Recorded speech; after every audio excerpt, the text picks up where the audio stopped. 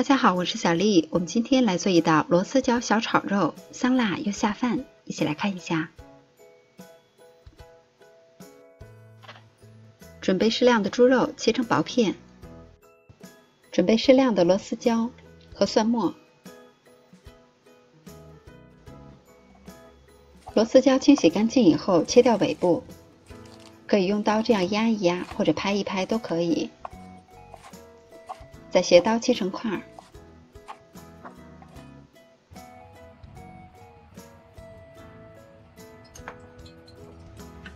热锅凉油，先下入肉片煸炒一下。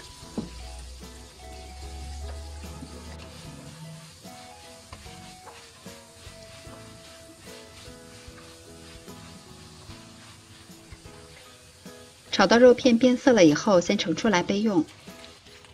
锅中留底油，下入青椒段，先翻炒几下，炒匀。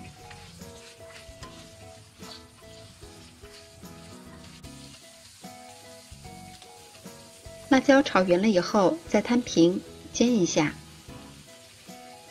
可以边煎边用铲子压一压，这样炒出来的辣椒会更香。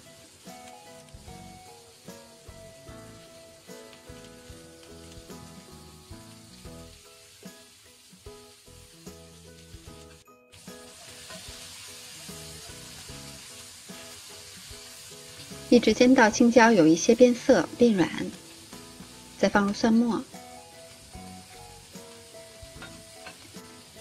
再加入1勺老干妈的辣椒油，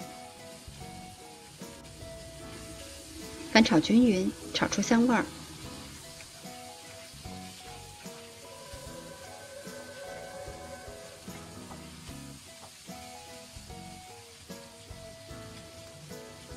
这个时候再下入肉片，翻炒均匀。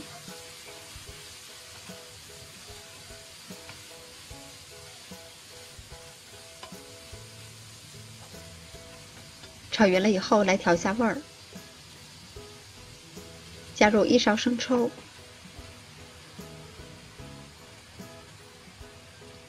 少量的盐，半勺蚝油，再翻炒均匀，炒到所有的食材味道完全融合，就可以出锅装盘了。